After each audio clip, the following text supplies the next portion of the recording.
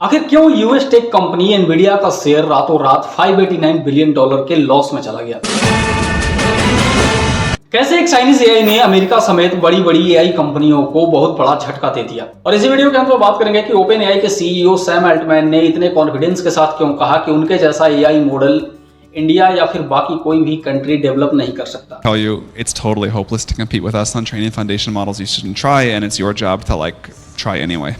कैसे एक AI model की वजह से अमेरिकी टेक कंपनीज और यूएस मार्केट को एक बहुत बड़ा झटका लगा है। 20 जनवरी 2025 को चाइना की एक एआई कंपनी ने अपना एआई मॉडल DeepSeek R1 को लॉन्च किया। इसके साथ एक रिसर्च पेपर भी रिलीज किया गया था जिसमें इसके बारे में सारी जानकारी दी गई थी और बताया गया था कि कैसे DeepSeek R1 बाकी एआई चैटबॉट्स के मुकाबले काफी बेहतर और एफिशिएंट है। DeepSeek R1 को यूज करना सभी यूजर्स के लिए कंप्लीटली फ्री है, यानी आपको इसके लिए कोई भी सब्सक्रिप्शन प्लान की जरूरत नहीं पड़ेगी।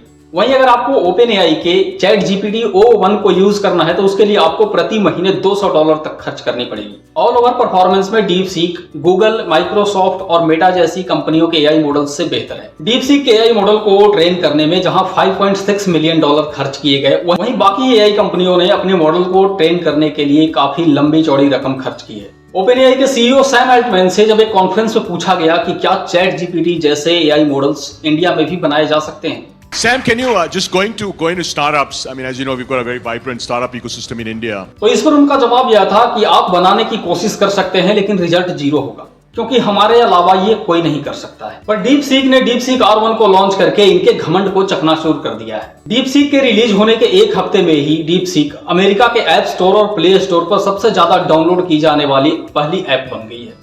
बाकी कंट्रीज में भी DeepSeek ऐप स्टोर पे सबसे ज्यादा डाउनलोड की गई है और इसी एक हफ्ते में अमेरिका के फाइनेंशियल मार्केट में एक बहुत बड़ा डाउनफॉल देखने को मिला है। आखिर DeepSeek में ऐसा क्या है और क्यों एनवीडिया को ही सिर्फ इतना बड़ा नुकसान हुआ, इसके बारे में आगे बात करेंगे, लेकिन उससे पहले जरा DeepSeek की हिस्ट्री पर एक नजर डालते हैं। DeepSeek को बनाने का क्रेडिट चाइना के एक 40 साल के युवक लियांग वेनफेंग को जाता है। साइंस और टेक्नोलॉजी में ज्यादा दिलचस्पी होने के कारण ये अपना खुद का एआई मॉडल बनाना चाहते थे, इसीलिए इन्होंने मई 2023 में एक साइड प्रोजेक्ट एआई मॉडल बनाने के लिए शुरू किया। दरअसल इनका सपना एक ऐसे एआई मॉडल को बनाने से था कि जो दुनिया के बाकी सारे एआई मॉडल से बेहतर हो। इस प्रोजेक्ट के लिए लियांग वेनफेंग ने चाइना के टॉप यूनिवर्सिटी से PhD स्टूडेंट्स को हायर किया था, जिसमें से ज्यादातर स्टूडेंट्स 30 से कम उम्र के थे।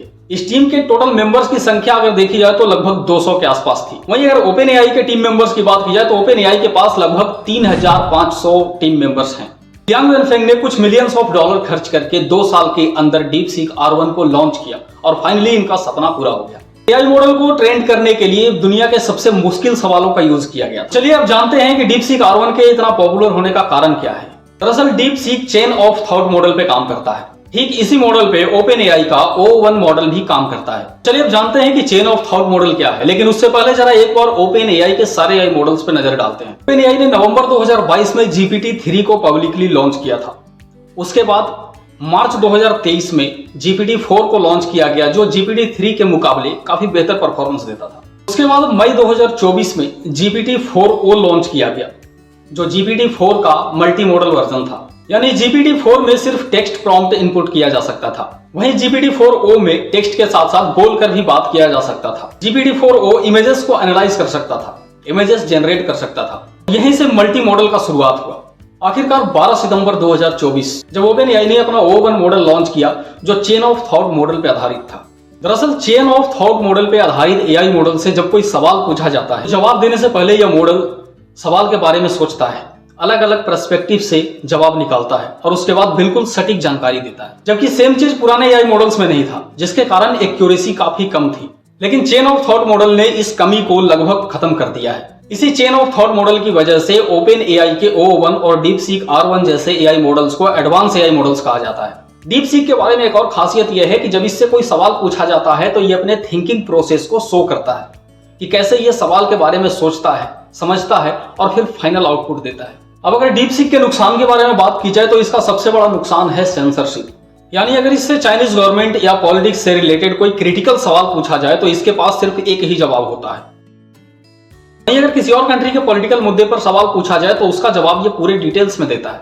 चाइना में जब भी कोई एआई मॉडल बनकर तैयार होता है तो उसे टेस्ट करने का काम cyber space administration of China द्वारा किया जाता है, जिसमें एआई मॉडल से लगभग 70,000 सवाल पूछे जाते हैं। ये तसल्ली करने के लिए कि वो कंट्रोवर्शियल और पॉलिटिकल मुद्दों पर सेफ जवाब दे रहा है या नहीं। शायद इसीलिए डीप सीक चाइना की गवर्नमेंट या पॉलिटिक्स से रिलेटेड सवालों के जवाब देने में साफ इनकार कर देता है। अगर ऑल ओवर परफॉर्मेंस का कंपैरिजन किया जाए तो आर्टिफिशियल एनालिसिस वेबसाइट के मुताबिक डीप सीक तीसरे नंबर पे आता है। वहीं पहले और दूसरे नंबर पर ओपन एआई का O1 मॉडल और O3 मिनी मॉडल आता है। अब अगर बात करें डीप सीक के डिसएडवांटेज का, तो इसका एक ही डिसएडवांटेज है और वो है रिस्पांस टाइम। करंट टाइम में इसका रिस्पांस टाइम और भी ज्यादा हो रहा है और सर्वर बीजी जैसे इश्यूज सामने आ रहे हैं, क्योंकि अचानक से इतनी पॉपुलैरिटी की वजह से इसके सर्वर में कुछ प्रॉब्लम्स आ रही हैं, जिसकी वजह से सर्वर बीजी जैसे प्रॉब्लम्स देखने को मिल रहे हैं। अब अगर इन एआई मॉडल्स की परफॉर्मेंस और क्वालिटी को कंपेयर करें, तो जहां बाकी एआई मॉडल्स 1.8 ट्रिलियन पैरामीटर्स को हमेशा एक्टिव रखते हैं, वहीं पर डीप सीक R1